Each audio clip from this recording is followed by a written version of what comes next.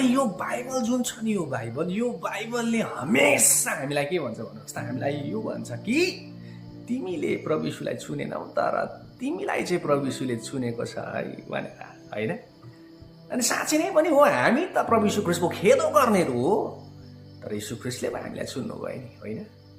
अनि चुन्नु त कुरै छोडिदेऊ, हामीलाई बचाउनुको लागि उहाँले कस्तो कस्तो दुःख भोग्नु भयो त्यो त हामी सबैलाई थाहा नै छ।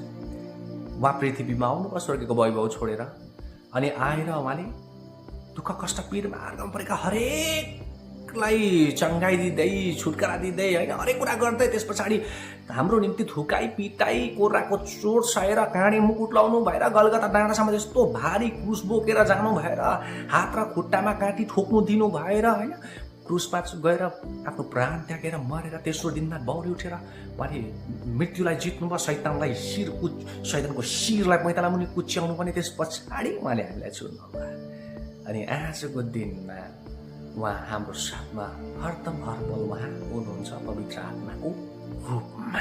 अनि हामी जो छौँ नि, हामी चाहिँ यो अलिकति सोचिपठाउँछौँ कि छैन म त के भएको, अलिकति दुःख पीडा कष्ट समस्या पनि आउँदै हामी चाहिँ हताश निराश भइपठाउँछौँ क्या। तर म हजुरलाई भन्न चाहन्छु, हताश निराश हुने काम छैन।